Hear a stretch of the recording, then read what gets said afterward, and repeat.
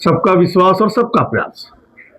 और अगर आप देखें तो बिना किसी भेदभाव के जितनी भी जन कल्याणकारी योजनाएं चल रही हैं, वो चाहे देश का कोई भी जाति हो, कोई भी धर्म हो, और चाहे कोई भी क्षेत्र हो, वो सबको एक बराबर दिया जा रहा है।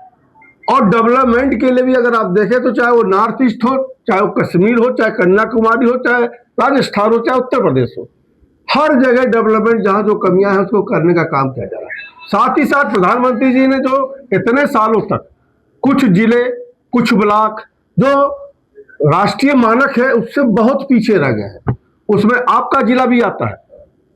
ऐसे 100 पूरा डाटा 116-17 जिले पूरे देश में हम लोग छाटे थे कि स्पेशल डिस्ट्रिक्ट के रूप में, कि यहाँ पर ये जिले राष्ट्रीय मानक से शिक्षा के क्षेत्र उसके 30-40 पॉइंट्स हैं। उस पॉइंट्स पे हम लोग को भी भारत सरकार का मंत्री होने के नाते कई स्टेटों में जाना पड़ा जहां पर स्पेशल डिस्ट्रिक्ट था। तो प्रधानमंत्री पीएमओ खुद उसकी मॉनिटरिंग करता है कि जितना कम से कम जो देश का डाटा है उस डाटा के मुकाबले वो भी जिले और वो भी ब्लॉक आ जाए, ऐसा प्रयास प्रधानमंत्री जी स्पेशल डिस्ट्रिक्ट के रूप में, फिर स्पेशल ब्लॉक के रूप में हम लोग कर रहे हैं, ताकि सबको बराबर उसका लाभ मिले।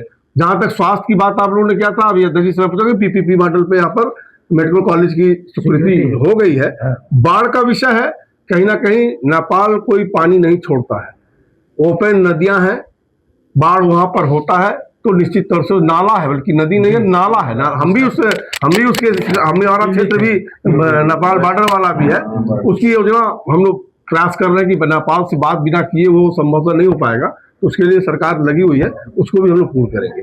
जहां तक उत्तर प्रदेश सरकार की सवाल है, दिल्ली की सरकार की सवाल है, मैं कहना चाहूंगा इन सब कमियों के बाद भी मैं कहना चाहूंगा कि अगर तुलनात्मक आप देखेंगे कि 12 साल में मोदी जी के सरकार बनने के बाद कमियां आज भी हैं और हमेशा रहेंगी, कुछ ना कुछ, संपूर्ण कभी नहीं हो सकता विकास, और आप लोग का मांगना भी अधिकार है, क्योंकि मांगोगे नहीं तो मिलेगा नहीं।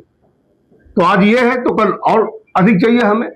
तो निश्चित तौर से अगर आप देखें तो 12 साल में तुलनात्मक और 9 साल में उत्तर प्रदेश की तुलना में देखेंगे तो कई क्षेत्रों में, किसी भी क्षेत्र में हम उठाएंगे तो एक भारी परिवर्तन आया है। मैं ज्यादा लंबा नहीं जाऊंगा, कुछ कार्यक्रम लंबा है मेरा।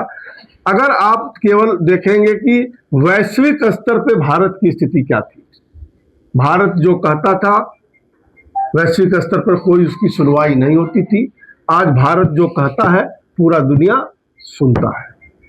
सड़कों की हालत हमारे देश में क्या थी, आज हम उत्तर प्रदेश में बैठे हैं, आज हम एक्सप्रेस की वे की कल्पना कर रहे हैं, हम बुलेट ट्रेन की हम कल्पना कर रहे हैं, हम पोर्ट की, एयरपोर्ट की कल्पना कर रहे हैं।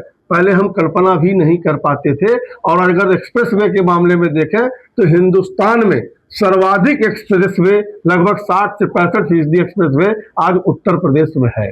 उत्तर प्रदेश की जो पहचान थी कट्टा और बम की पहचान थी, आज उसी उत्तर प्रदेश में योगी जी के आने के बाद एक परिवर्तन हुआ है।